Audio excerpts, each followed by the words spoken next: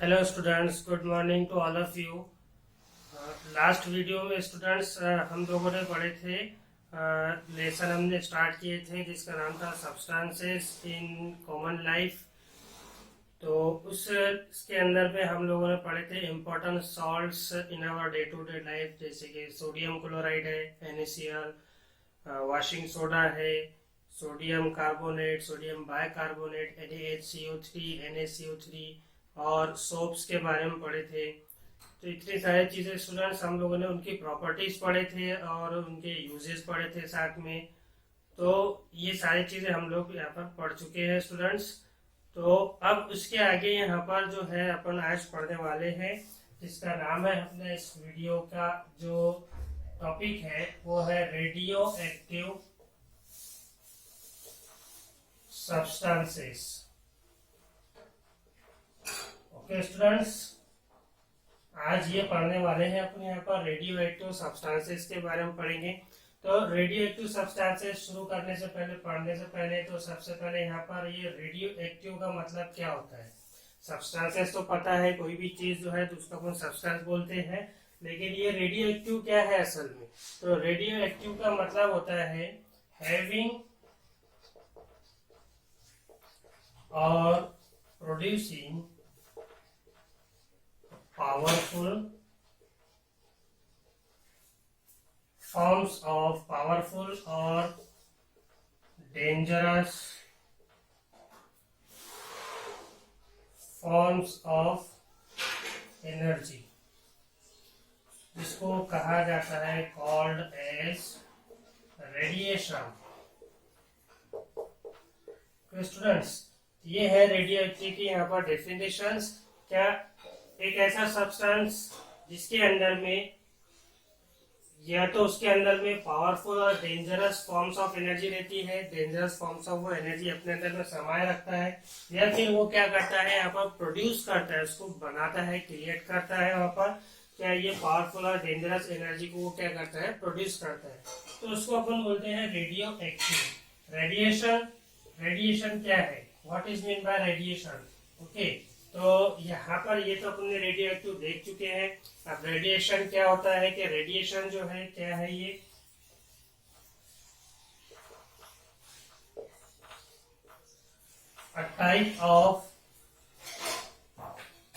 एक टाइप है, type of dangerous and powerful. Dangerous बहुत ही ताकतवर, बहुत ही खतरनाक, बहुत ही पावरफुल एनर्जी है that is produced by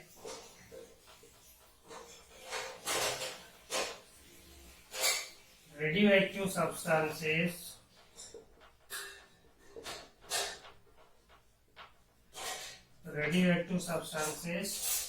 और न्यूक्लियर रिएक्शन। तो ये है स्टूडेंट्स यहाँ पर रेडियो एक्टिव सब्सटेंसेस जो अपने शुरू किए हैं। वो शुरू करने से पहले अपन ने यहाँ पर थोड़ा सा रेडियो एक्टिव के बारे में देखे हैं।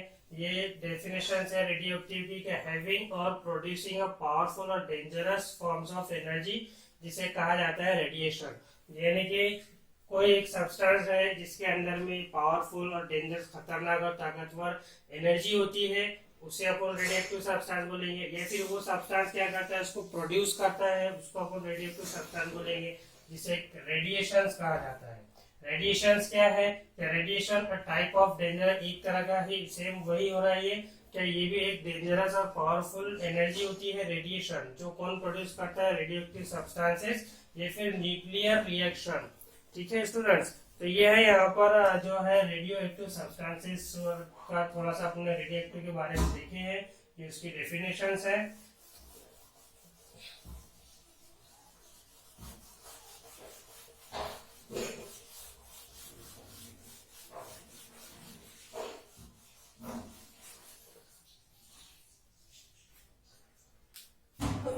अब रेडियो एक्टिव सब्सटेंसेस किसे कहते हैं, क्या है वो देखना है अपने को। एलिमेंट्स विद हैव, यहाँ पर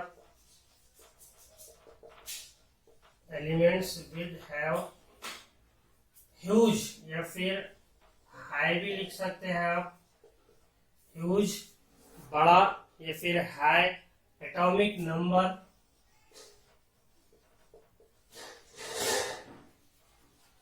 एटॉमिक नंबर सच एज, जैसे कि यहाँ पर यूरेनियम है, यूरेनियम, रेडियम और साथ ही साथ थोरियम। तो ये ऐसे एलिमेंट्स है जिनका स्टूडेंट्स एटॉमिक नंबर कैसा होता है, बहुत ज्यादा हाई होता है। ओके, यानी कि ये जो रेडियो एक्टिव सब्सटेंसेस हम कहेंगे यहाँ पर के इनका जो रेडियो एक्टिव सब्सटेंस जो एलिमेंट्स होते हैं उनका एटॉमिक नंबर कैसा होता है, बहुत हाई होता है। ओके, और ये जो रेडियो एक्टिव सब्सटेंसेस है, ये जो रेडियो एक्टिव एलिमेंट्स है, इनके अंदर में कुछ प्रॉपर्टीज होती है कि ये प्रॉपर्टीज क्या होती है स्टूडेंट्स यहाँ पर, क्या ये एमिट करते हैं, एमिट करना यानी कि रिलीज करना, एमिटेड, इनविजिबल, इनविजिबल दिखाई नहीं देने वाली, ना दिखाई देने वाली, हाईली पेनिट्रेटिंग बहुत तेजी से फैलने वाली, ठीक है, पेनिट्रेट यानी कि फैलना, एंड हाई एनर्जी रेडिएशन,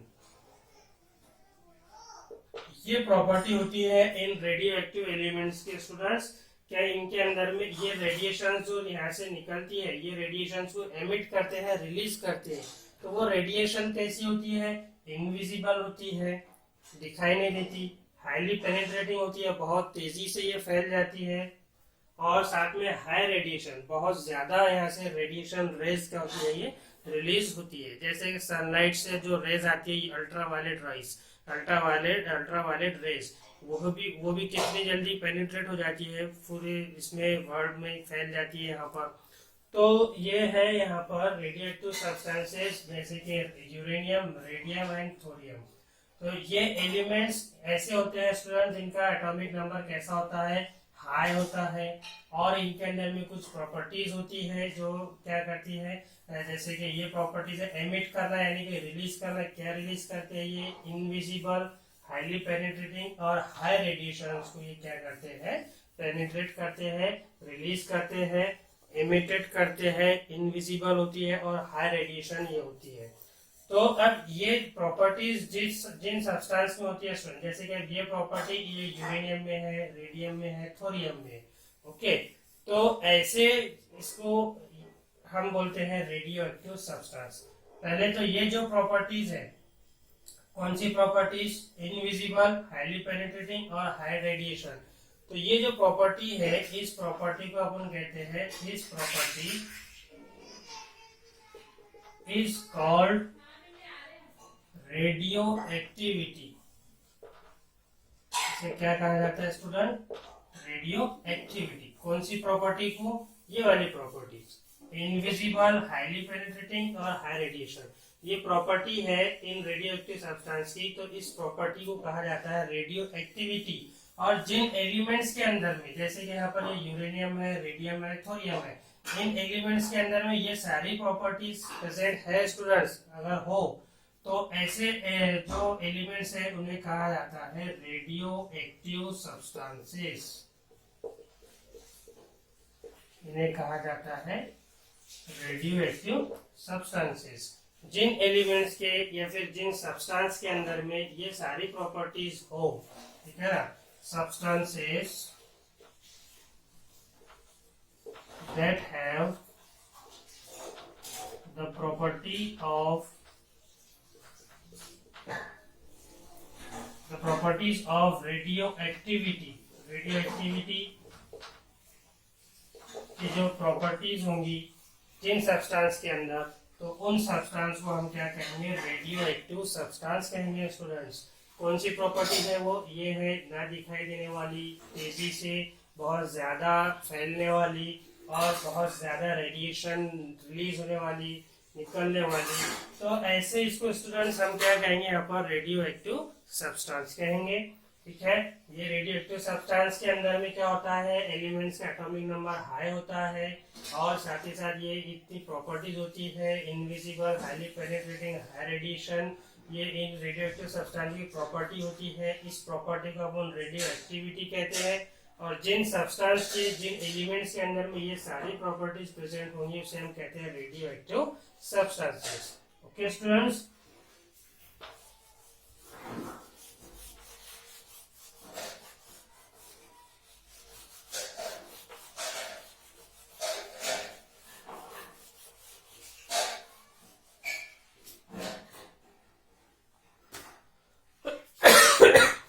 अब स्टूडेंट्स यहाँ पर एक चीज और दी हुई है कि ये जो रेडियो एक्टिव सब्सटेंसेस होते हैं, तो ये रेडियो एक्टिव सब्सटेंसेस का जो न्यूक्लियस होता है वो क्या होता है, nucleus of the radio active substances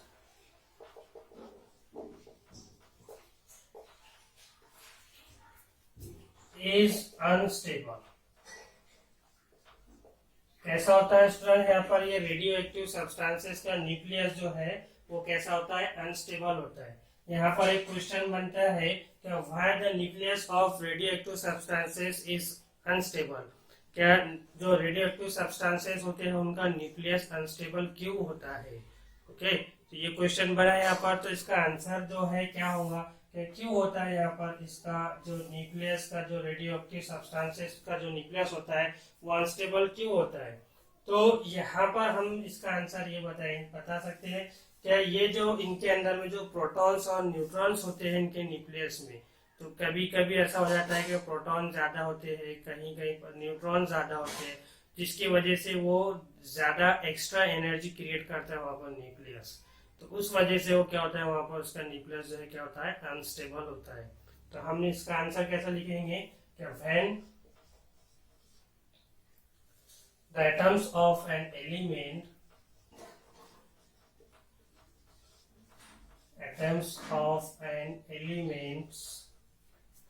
when the atoms of an element have extra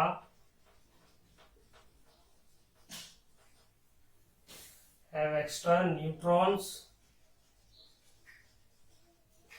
or protons,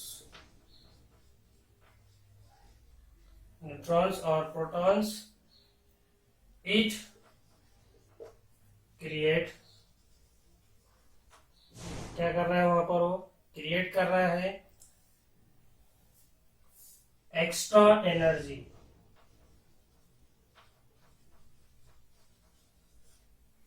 क्या कर रहा है, एक्स्ट्रा एनर्जी को क्रिएट कर रहा है in the nucleus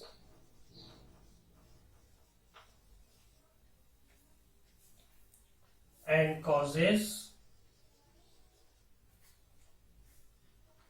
the atoms to become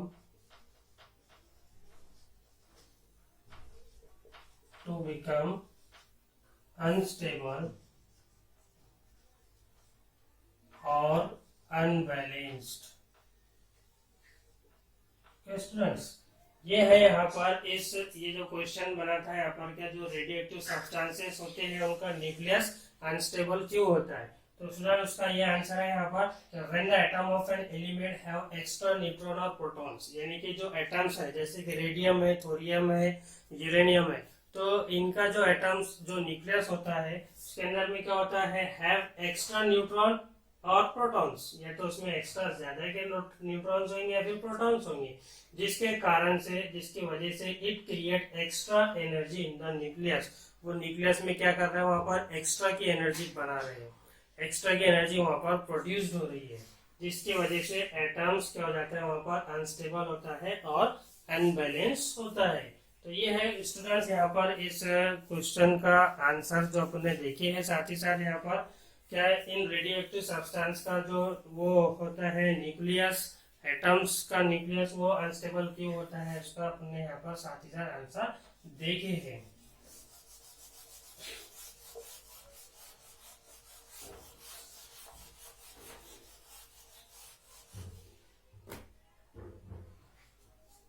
तो ये जो students nucleus of radioactive substance unstable है यहाँ पर इसका, तो अब ये न्यूक्लियस जो है, ये न्यूक्लियस से ही यहाँ पर क्या होती है, इसमें से रेडिएशंस निकलती है। Radiations occur from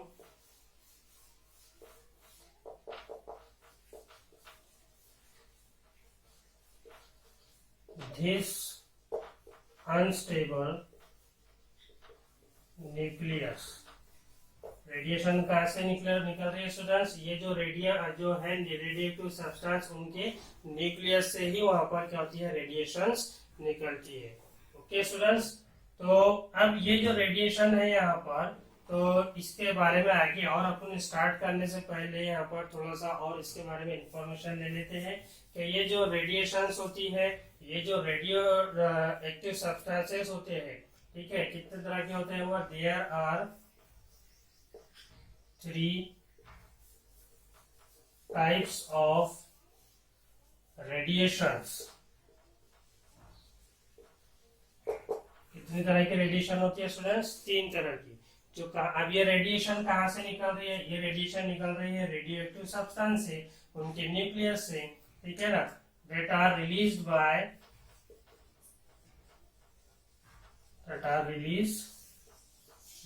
radioactive substances। Okay, radioactive substance क्या कर रहा है, इस रेडिएशंस को यहाँ से रिलीज कर रहे हैं। अब ये रेडिएशन कितनी तरह की है स्टूडेंट्स, आपने अभी देखे यहाँ पर कि 3 तरह की रेडिएशन है। ये एक है अल्फा, एक है बीटा और एक है गैमा।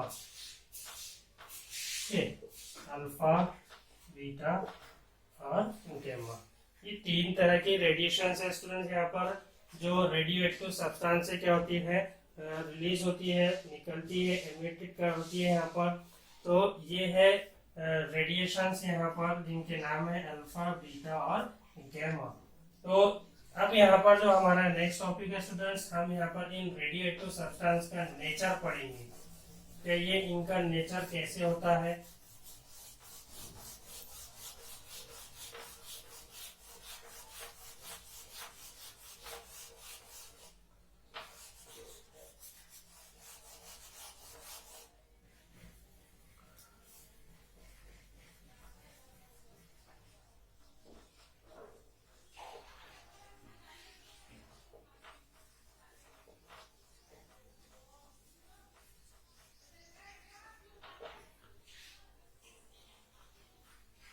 तो स्टूडेंट्स, हम लोगों ने अभी देखे हैं कि रेडिएशन 3 तरह की होती है, अल्फा, बीटा और गैमा रेडिएशन होती है।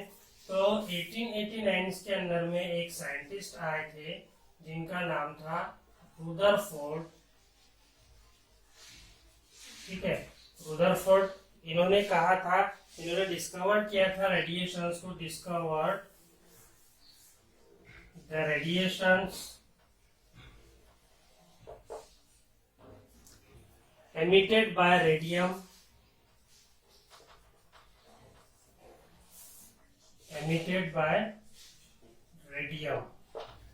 known as अल्फा और beta.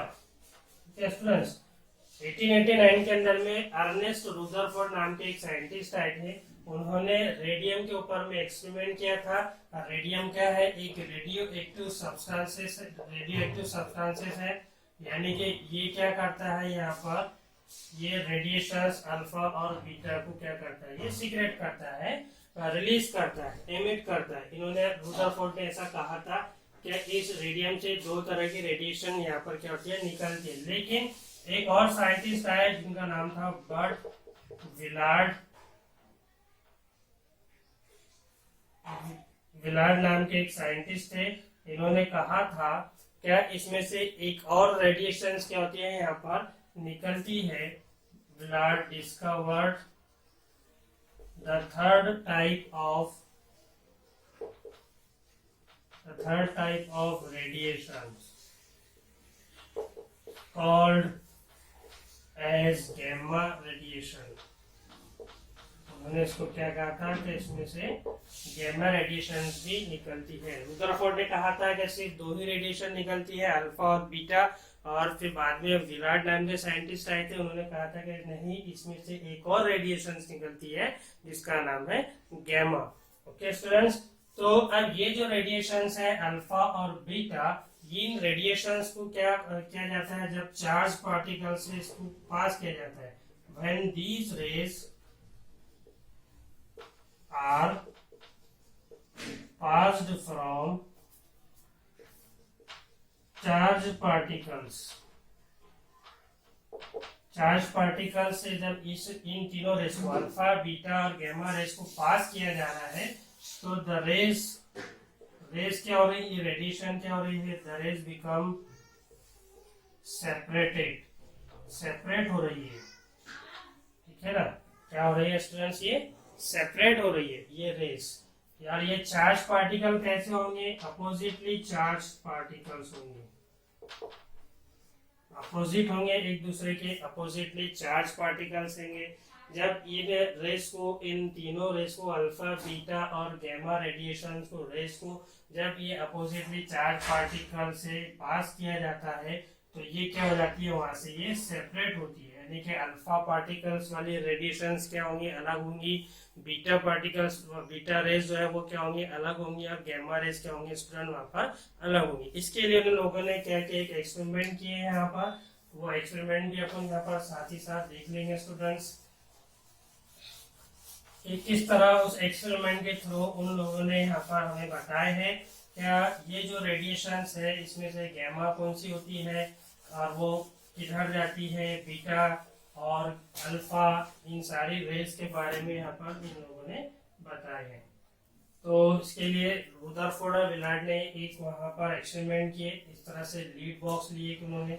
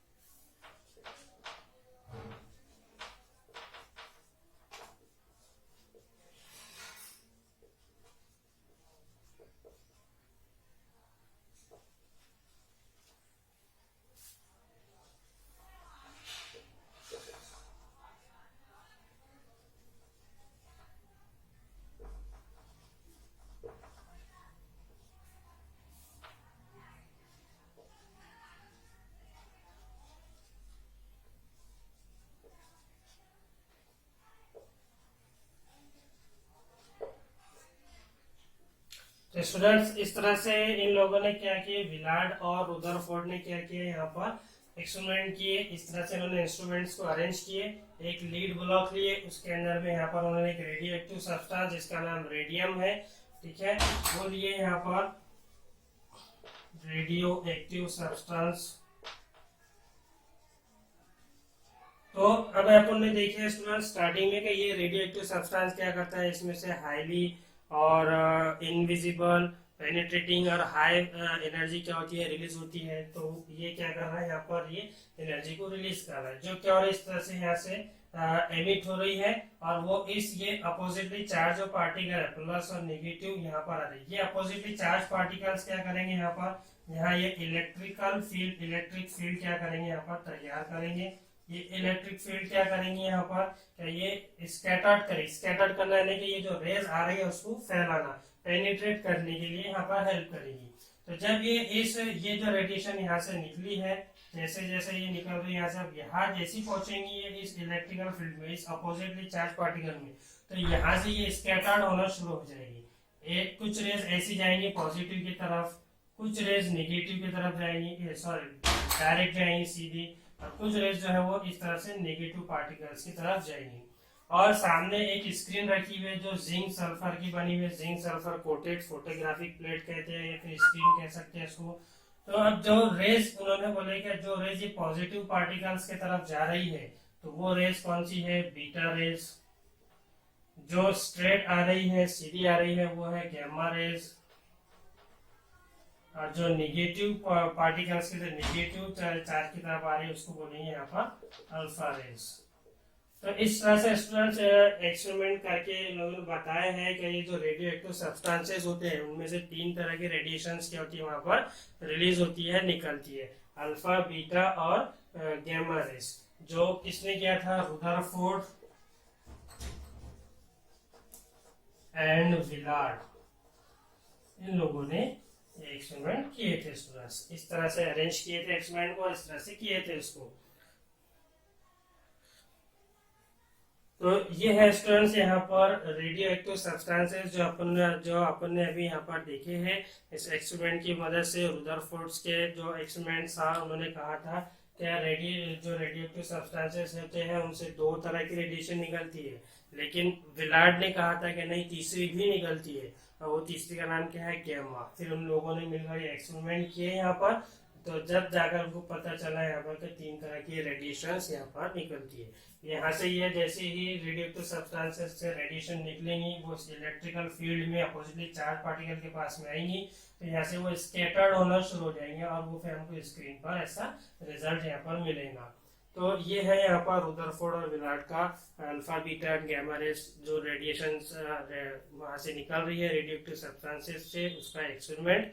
Okay students, radio active substances और रेडियो एक्टिव एलिमेंट्स के बारे में हम लोग अभी फिलहाल पढ़ चुके हैं। अब आगे जो हम पढ़ने वाले हैं वो हमारा टॉपिक है यहाँ पर uses of radio active isotopes. Radio active isotopes के यूजेस के बारे में हम लोगों को पढ़ना है। एक ही चीज है radio active substances, radio active isotopes. तो स्टूडेंट्स यहाँ पर सबसे पहले हम लोग देखो, आपको नया वर्ड दिख रहा है यहाँ पर आइसोटोप्स। ये आइसोटोप्स के बारे में हम लोगों को यहाँ पर थोड़ा सा पढ़ना है कि आइसोटोप्स किसे कहते हैं, what is mean bye isotopes.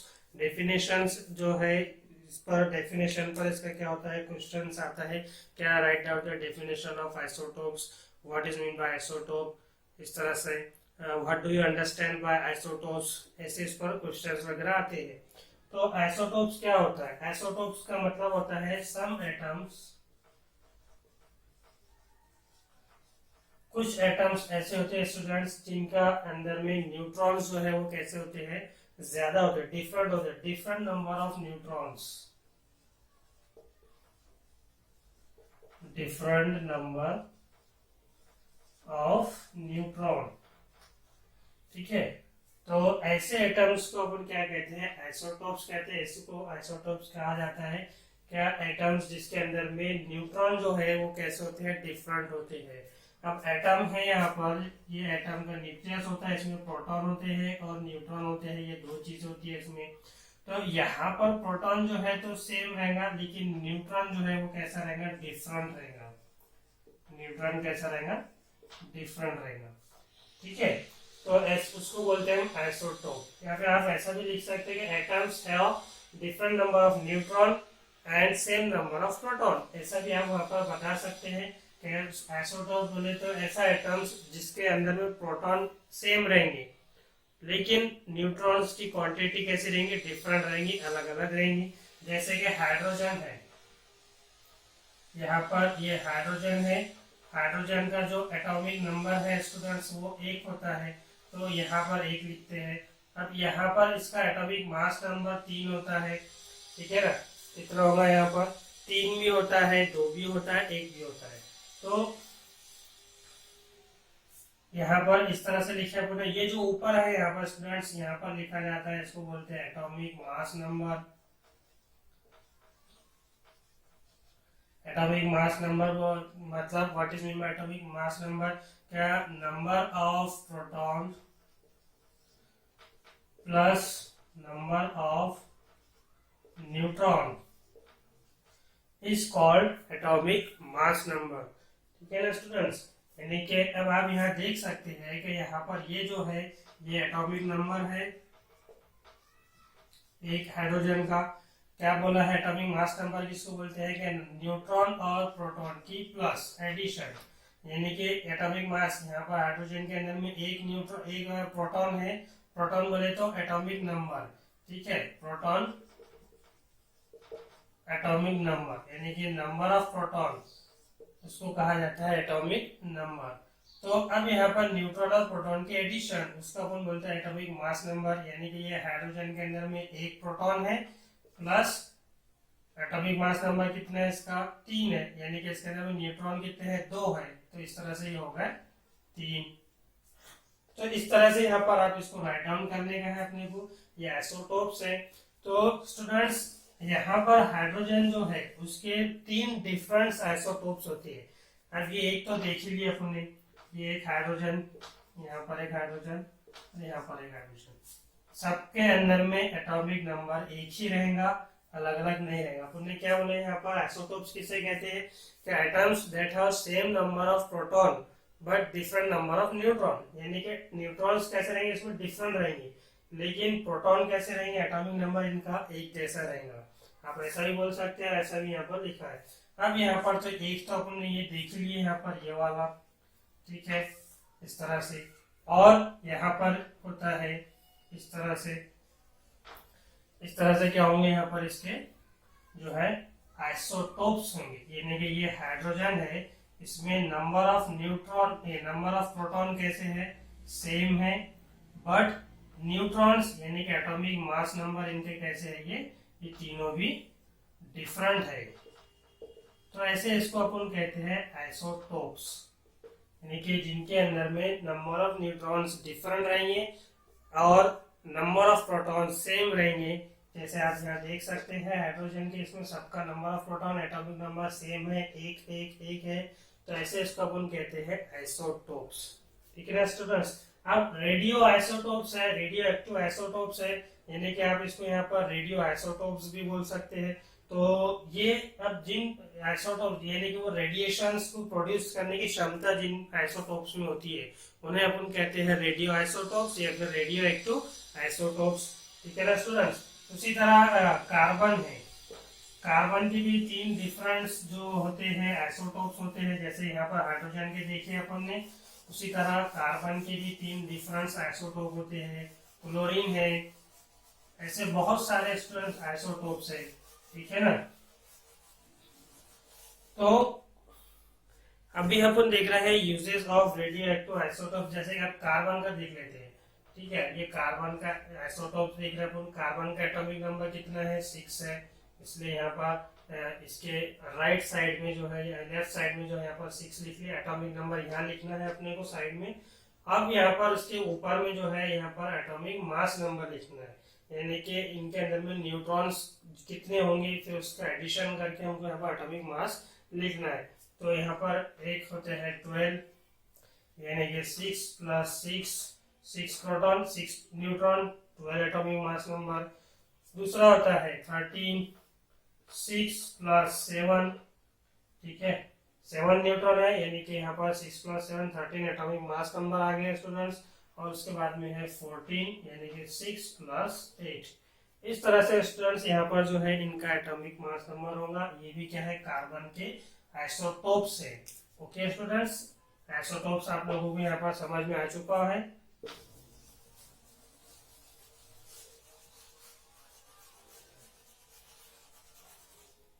चलो शुरू करते हैं आइसोटोप्स जो है यूजेस उसके बारे में।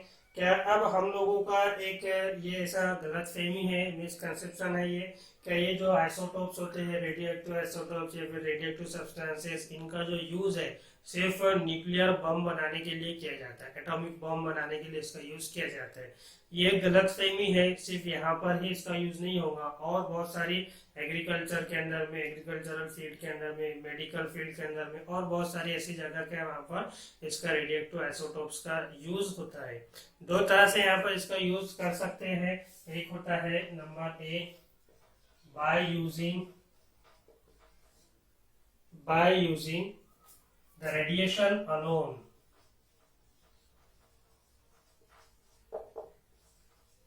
रेडिएशन अलोन, यानी कि यहाँ पर सिर्फ इसका जो रेडिएशन का यूज करके ही अलोन, अकेले रेडिएशन का यूज करके इसका यूज किया जा सकता है स्टूडेंट्स। और दूसरा जो यूज है यहाँ पर वो इस तरह से हो सकता है कि by using the radio active elements, radio active elements का यूज करके यहाँ पर इसका यूज किया जा सकता है। इस तरह से ये दो तरह से यहाँ पर रेडियो एक्टिव आइसोटोप्स का स्टूडेंट्स क्या होता है यूज किया जाता है। दोनों अपने यहाँ पर आगे धीरे धीरे सारी चीजें देखने वाले हैं। तो रेडियो एक्टिव आइसोटोप्स का यूज अपन यहाँ पर देखते हैं अब।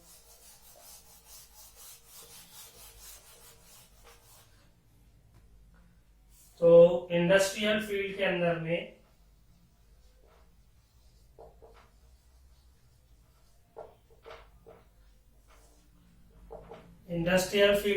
स्टूडेंट्स यहाँ पर रेडियोग्राफी है दिया हुआ। क्या रेडियोग्राफी के अंदर में आप लोग यहाँ पर जो है रेडियो एक्टिव आइसोटोप्स का यूज कर सकते हैं। रेडियोग्राफी क्या है, what is mean bye radiography? एक टेक्निक है जो जिसके अंदर में गैमा रेज का यूज किया जाता है। क्या किया जाता है इसमें? Use gamma rays. और गैमा रेज क्या है? एक रेडिएशन है जो रेडियो एक्टिव सब्सटेंस से निकलती है। कौन से? जैसे कि रेडियम है, अपन ने अभी देखे हैं यहाँ पर विलार्ड ने और आग्नेस रुदरफोर्ड ने एक्सपेरिमेंट किए थे, उन्होंने रेडियम का यूज किए थे। और उसमें 3 तरह की रेडिएशन वहां पर रिलीज हुई थी, एमिट हुई थी, अल्फा, बीटा और गैमा। तो ये जो गैमा रेज है ये क्या है? एक रेडियो एक्टिव सब्सटेंस से निकलने वाली रेडिएशन है। उसका यूज कहाँ किया जा रहा है? रेडियोग्राफी के अंदर में किया जा रहा है, ठीक है ना। तो ये जो है काय के लिए किया जाता है यहाँ पर, इसके अंदर में जैसे कि कोबाल्ट 60 है, कोबाल्ट 60, इंडियम 192। तो ये क्या है स्टूडेंट्स? ये है आइसोटोप्स। ये क्या है? आइसोटोप्स है। तो इनका यूज किया जा रहा है यहाँ पर रेडियोग्राफी के अंदर में। इनके जो है ये क्या है? ये एक रेडिएशंस को एमिट करने वाले रेडियो एक्टिव आइसोटोप्स है। इसमें से कौन सी रेज निकल रहे हैं यहाँ पर? ये गैमा रेज, ठीक है ना। तो ये जो गैमा रेज है यहाँ पर इसका रेडियोग्राफी के अंदर में यूज किया जा रहा है।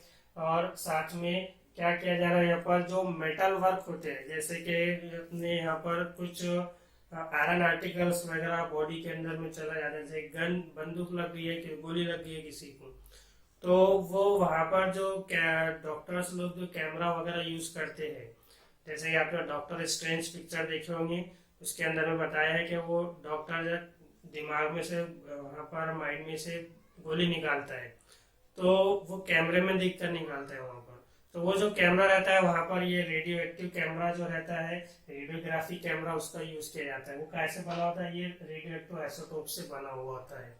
तो इस तरह से मेडिकल फील्ड में आयरन आर्टिकल्स जो होते हैं, मेटल के जो पार्ट होते हैं, उनको बॉडी में से आइडेंटिफाइड कर बाहर निकालने के लिए ये रेडियोग्राफी के अंदर में इसका यूज किया जाता है। ओके स्टूडेंट्स, दूसरा है और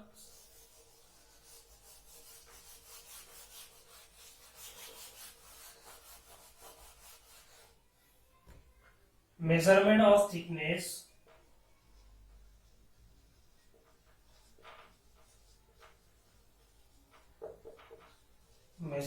thickness, density and level।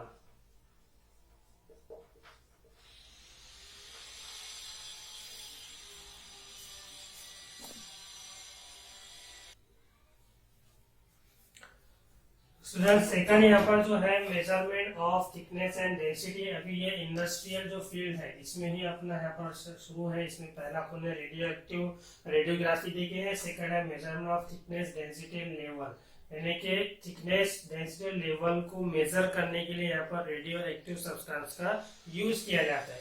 कौन से रेडियो एक्टिव सब्सटेंस है वो? जैसे कि यहाँ पर आपको ये दिया हुआ रेडियम है, और ऐसे दूसरे जो रेडियो एक्टिव सब्सटेंसेस है उनका यहाँ पर क्या किया जाता है? यूज किया जाता है। तो it is necessary to maintain, यहाँ पर आप लिखेंगे यहाँ पर इस तरह से, this necessary to maintain the required thickness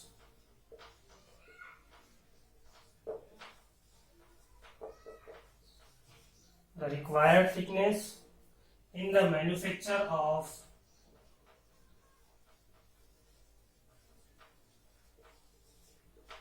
platinum,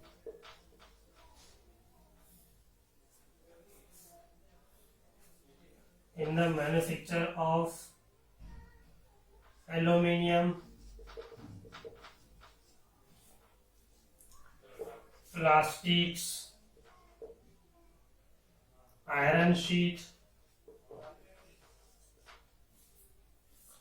of different thickness.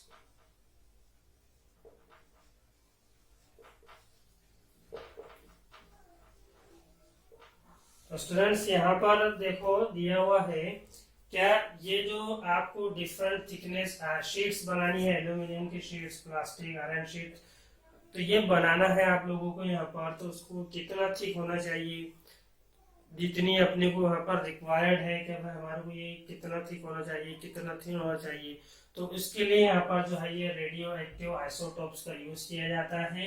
इसलिए बोले यहाँ पर measurement of thickness and density and level, तो इसके अंदर में ये पॉइंट्स है यहाँ पर कि it is necessary to maintain the required thickness of manufacture of aluminium, plastic, iron sheet of different thickness, यानी कि आपको यहाँ पर मैन्युफैक्चर जो है यहाँ पर एल्यूमिनियम का, प्लास्टिक, आयरन शीट का, तो वो कितनी थिक होना चाहिए, डिफरेंट अलग अलग थिकनेस की होना चाहिए, तो उसके लिए यहाँ पर जो है रेडियोएक्टिव आइसोटोप्स का यूज किया जाता है। उसके बाद में स्टूडेंट्स नेक्स्ट है हमारा luminescent paint and radio luminescent,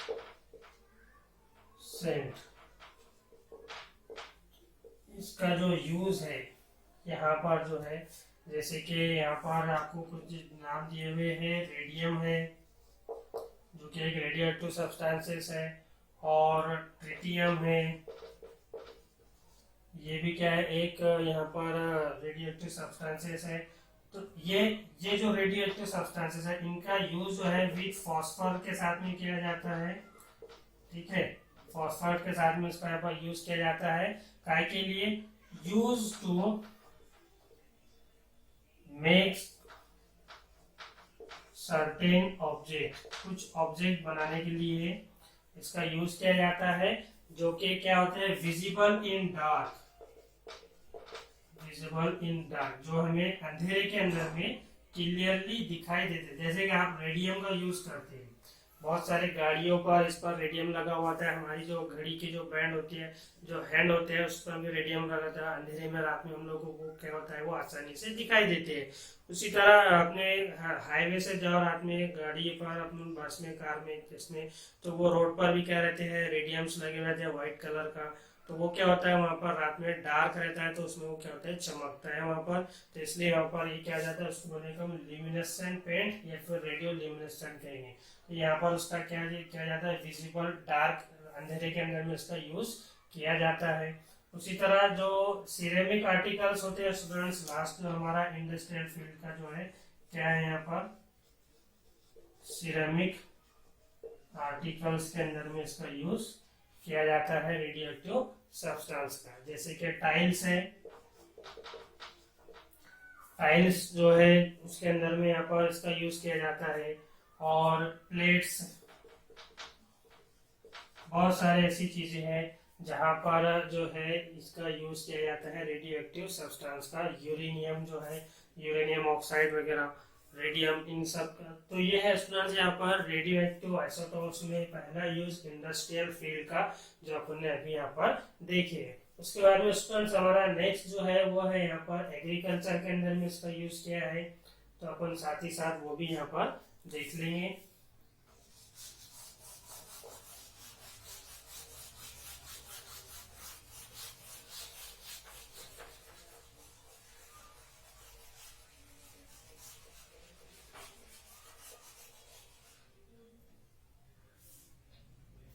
Second, use in agricultural field. Agricultural field में स्टूडेंट्स यहाँ पर इसका जो यूज है वो भी देखना है अपने को। क्या एक इसमें पहला पॉइंट जो है यहाँ पर आपको दिया हुआ है पॉलीसिथेमा।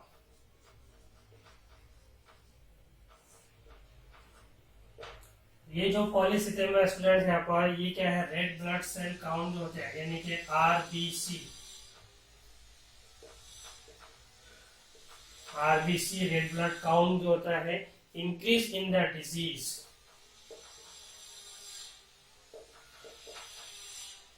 इंक्रीज इन द डिजीज यानी कि ये क्या है, पॉलीसिथेमा एक ऐसी बीमारी है जिसके अंदर में स्टूडेंट्स ये आरबीसी जो होते हैं हमारी बॉडी के अंदर के यहाँ पर, और अपन यहाँ पर जो है मेडिकल फील्ड में आ गए स्टूडेंट्स, यहाँ पर यूज इन मेडिकल फील्ड। यानी कि मेडिकल फील्ड के अंदर में पहली जो बीमारी है यहाँ पर पॉलीसिथेमा स्टूडेंट्स, इसके अंदर में क्या हो जाता है, आरबीसी जो हमारी बॉडी के अंदर के क्या हो जाते हैं वो इंक्रीज हो जाते हैं। तो इसके लिए यहाँ पर एक रेडियो एक्टिव आइसोटोप्स है जिसका नाम है फास्फोरस। ये फास्फोरस जो है 32, यहाँ पर ये 32 ऐसा आइसोटोप्स के जैसे कि कोबाल्ट 60 होता है, इस तरह से लिखेंगे उसको आइसोटोप्स को। तो ये फास्फोरस 32 वहां पर क्या किया जाता है, यूज किया जाता है इस बीमारी के ट्रीटमेंट में।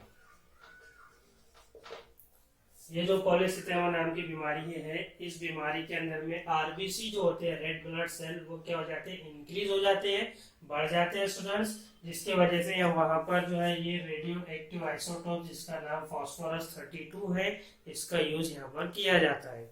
उसके बाद में सेकंड जो है यहाँ पर बोन कैंसर दिया हुआ है। क्या बोन कैंसर जो एक तरह की बीमारी है कैंसरस, इसके अंदर में भी इसको ट्रीट करने के लिए क्या किया जाता है, रेडियोएक्टिव आइसोटोप्स का यूज किया जाता है।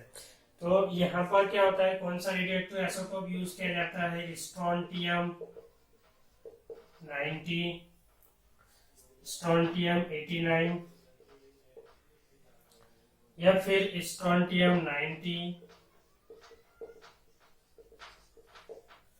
या फिर सेमेरियम 153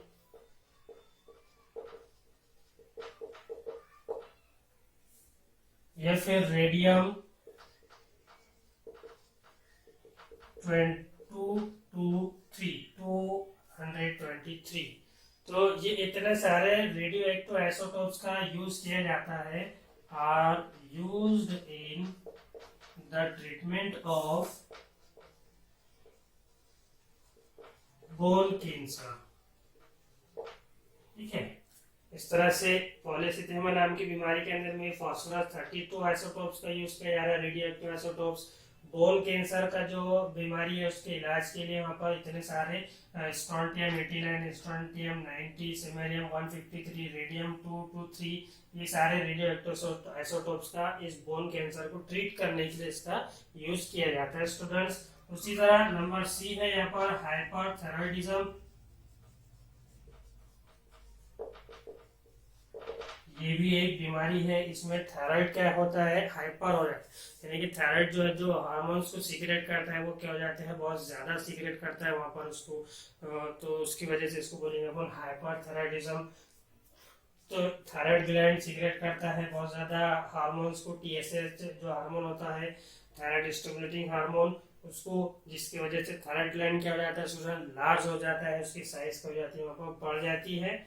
और साथ ही साथ क्या होता है उसमें वहां पर यहाँ पर देखेंगे उनके इनलार्ज थायराइड ग्लैंड। इस बीमारी के अंदर में क्या होता है, थायराइड ग्लैंड क्या हो जाता है, इनलार्ज हो जाता है, वेट लॉस होता है, weight loss in spite of weight loss in spite of appetite,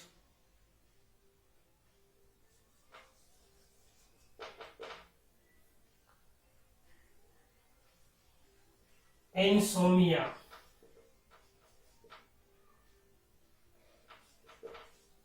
ये सब क्या है इसके आर द सिम्टम्स। ये क्या है स्टूडेंट्स, यहाँ पर सिम्टम्स है हाइपरथायराइडिज्म के। तो इसमें क्या होता है, ओवर प्रोडक्शन होता है यहाँ पर हार्मोन्स का। ये जो थायराइड ग्लैंड जो होता है वो क्या करता है, ओवर प्रोडक्शन करता है, ज्यादा प्रोडक्शन करता है हार्मोन्स का। जैसे कि थायराइड स्टिमुलेटिंग हार्मोन्स है, वो क्या होता है वहां पर ये ज्यादा सीक्रेट करता है थायराइड ग्लैंड स्टूडेंट्स। तो उसको कंट्रोल करने के लिए फिर वहां पर क्या किया जाता है, अभी थायराइड जो है ये क्या होता है, इसके लिए अगर ये मेंटेन रहा तो इसके लिए हम आयोडाइज सॉल्ट खाते हैं वहां पर फूड के अंदर में। तो अब ये इलाज हो जा रहा है, बढ़ रहा है, तो इसके लिए फिर हमें इलाज करना है। तो इसके लिए यहाँ पर जो होता है आयोडीन 123 नाम के रेडियो एक्टिव आइसोटोप्स का यूज करना पड़ता है स्टूडेंट्स इस बीमारी के इलाज के लिए। ओके, हाइपरथायराइडिज्म को ट्रीट करने के लिए यहाँ पर ये रेडियो एक्टिव आइसोटोप्स का हमें यहाँ पर यूज करना पड़ता है स्टूडेंट्स। तो ये इतने यूजेस है। लास्ट जो यूज है यहाँ पर स्टूडेंट्स हमारा इसका ये है कि जो ट्यूमर होता है, ट्यूमर उसके इलाज के लिए भी यहाँ पर हम रेडियो एक्टिव आइसोटोप्स का यूज करेंगे।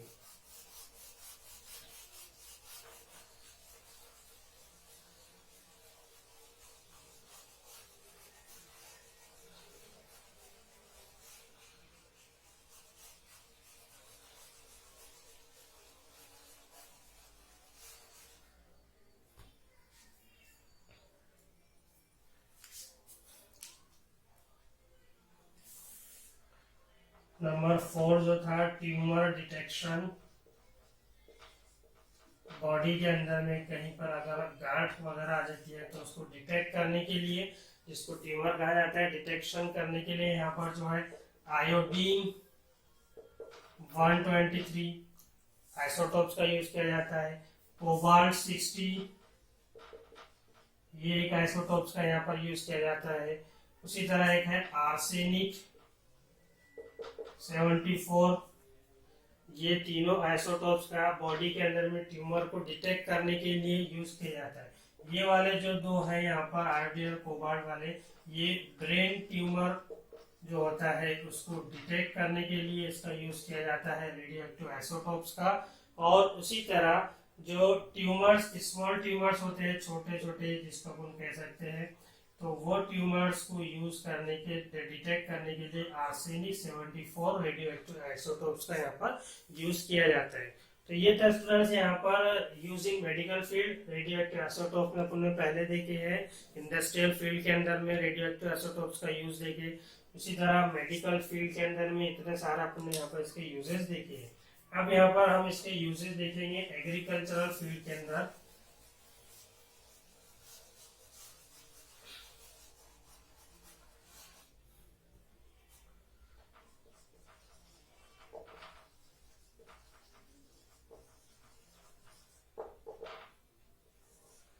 एग्रीकल्चरल फील्ड के अंदर में स्टूडेंट्स यहाँ पर रेडियो एक्टिव आइसोटोप्स का यूज देखना है हमारे को। तो अब हमारे जो प्लांट्स वगैरह होते हैं हाई प्रोडक्टिविटी के लिए, प्लांट्स की फास्ट ग्रोथ हो, तो इसके लिए यहाँ पर ये रेडियो एक्टिव आइसोटोप्स का यूज किया जाता है। इसको अपन आप जो हाइब्रिड भी बोल सकते हैं। इससे हाई प्रोडक्टिविटी होती है, बहुत ज्यादा प्रोडक्शन होता है, प्लांट्स बहुत जल्दी से बहुत फास्ट हो जाती है, उसकी ग्रोथ हो जाती है, तो उसमें वहाँ पर रेडियो एक्टिव आइसोटोप्स का यूज किया जाता है। तो और बहुत सारी जो चीजें होती है, जैसे कि अपन यहाँ पर पहला लिखेंगे पॉइंट्स यहाँ पर कि the genes and chromosomes, the genes and chromosomes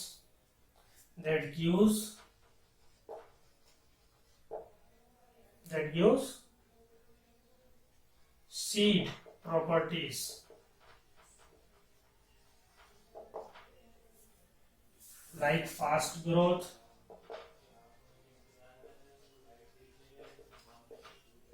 and high productivity,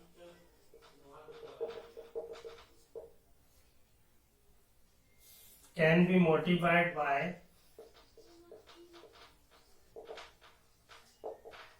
radiation। अब एक्सपेरिमेंट करना है स्टूडेंट्स आपको सीड्स के ऊपर, प्लांट्स के ऊपर में। तो जो सीड्स आता है हमारा बीज, उसकी क्वालिटी अगर चेक करनी है आपको कि वो कितनी जल्दी से फास्ट ग्रोथ कर सकता है, कितनी उससे हमको वहाँ पर प्रोडक्टिविटी कितनी ज्यादा मिल सकती है। तो ये सारे रिसर्च करने के लिए बीज के ऊपर, सीड्स के ऊपर में ये रेडिएशंस का यूज यहाँ पर किया जाता है। कौन से रेडिएशन है? ये तीनों रेडिएशन, अल्फा, बीटा और गामा रेडिएशन का वहाँ पर यूज किया जाता है। उसी तरह नंबर सेकंड जो है वो कोबाल्ट 60, जो कि एक क्या है, रेडियो एक्टिव आइसोटोप्स है। तो इसका यूज कहाँ किया जाता है? फॉर फूड प्रिजर्वेशन, फूड को प्रिजर्व करने के लिए इसका यूज किया जाता है। ओके, देखो यहाँ पर एक कोई क्वेश्चन बनता है ऐसा, क्या which radio active isotopes is use for food preservation? कौन सा रेडियो एक्टिव आइसोटोप्स है जिसका यूज फूड को प्रिजर्व करने के लिए किया जाता है? इसमें चार ऑप्शंस आ सकते हैं आपको वहाँ पर, रेडियम, और ये है एक कोबाल्ट 60, स्ट्रोंटियम 90, ऐसे चार ऑप्शन आ सकते हैं आपको वहाँ पर। लेकिन हमको यहाँ पर आंसर क्या लिखना पड़ेगा? कोबाल्ट 60 लिखना पड़ेगा। इसके बाद में यहाँ पर थर्ड क्वेश्चन है, थर्ड पॉइंट है स्टूडेंट्स यहाँ पर, onions, potato, onions, potatoes are irradiated by gamma rays from cobalt 60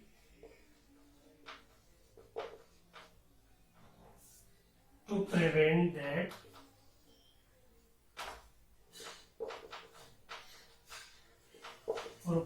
them from sprouting। Students, यानी कि ये जो दो चीजें हैं यहाँ पर आपको दिख रही है, ओनियन, पोटैटोस, ये दोनों चीजें ऐसी हैं जिनको अगर आपने मॉइस्चर वाली जगह पर भी रखे रूम टेम्परेचर में, तो उनको क्या हो जाता है, वहां पर स्प्राउटिंग यानी कि कोम निकलना शुरू हो जाती है, फिर वो यूज में नहीं आ सकती है वहां पर। तो उसको वहां पर स्प्राउटिंग ना निकले, उसके लिए वहां पर क्या किया जाता है? कोबाल्ट 60 का यूज किया जाता है, गामा रेज का। फिर वहां पर क्या हो जाती है, वो स्प्राउटिंग जो है, जो कोम रहती है प्लांट से, वो वहां पर नहीं निकलती है। उसी तरह नंबर 4 जो है, इसके अंदर में आपको दिया हुआ है स्ट्रोंटियम 90, ये जो रेडियो एक्टिव एलिमेंट्स है, इसका यूज किया जाता है, यूज्ड टू ट्रेस करने के लिए, जानने के लिए, in the research of various crops के बारे में रिसर्च करने के लिए वहां पर स्ट्रोंटियम 90 जो है, इसका यूज यहाँ पर किया जाता है स्टूडेंट्स। तो इस तरह से यहाँ पर ये है रेडियो एक्टिव आइसोटोप्स के कुछ यूजेस जो अपन ने यहाँ पर देखे हैं स्टूडेंट्स। उसी तरह यहाँ पर जो है, इसके कुछ हार्मफुल यूजेस भी हो सकते हैं, हैजर्डस यूजेस भी होते हैं स्टूडेंट्स, जो कि आप लोगों को पता है बहुत सारे, कि जैसे कि ये सेंट्रल नर्वस सिस्टम जो होता है हमारा, अगर उस पर आप यूज कर रहे हैं जैसे, तो उसका हमारा जो सेंट्रल नर्वस सिस्टम जो कि पूरी बॉडी को क्या करता है, कंट्रोल करता है, वो डैमेज हो सकता है, वहां पर इंसान पागल हो सकता है उससे। उसी तरह सेकंड जो है, हेरिडिटी डिफेक्ट जो होती है डीएनए के अंदर में, तो उसके ऊपर में भी यहाँ पर इफेक्ट पड़ता है। क्या आप रेडिएशंस का यूज कर रहे हैं तो उससे हेरिडिटी जो होती है, कैरेक्टर्स वो डिफेक्ट हो सकते हैं, वहां भी एक उसका बुरा असर पड़ता है। और थर्ड नंबर का जो है, क्या स्किन डिजीजेस हो सकती है वहां पर रेडिएशन की वजह, जैसे कि स्किन कैंसर है, ल्यूकेमिया है, जैसे कि सनलाइट जो है हमारा, सनलाइट से यूवी रेडिएशन रिलीज होती है, तो वो यूवी रेडिएशन बहुत ही हार्मफुल होती है। अगर वो डायरेक्ट हमारी बॉडी के ऊपर पड़ती है तो उससे हमें क्या होता है, स्किन कैंसर की बीमारी होती है। इसलिए वहाँ पर एटमॉस्फेयर में ओजोन लेयर बनी हुई है, ताकि वो यूवी रेडिएशन डायरेक्टली हम लोगों तक ना पहुंच सके। और साथ ही साथ इस तरह से भी हो सकता है कि जो बॉडीज होती है फिशेस वगैरह की, तो रेडियो एक्टिव पॉल्यूटेंट्स, जैसे कि वो माइनिंग वगैरह कर रहे हैं आप समुद्र में से, वहां पर रेडिएशन की तरह से, तो वहां पर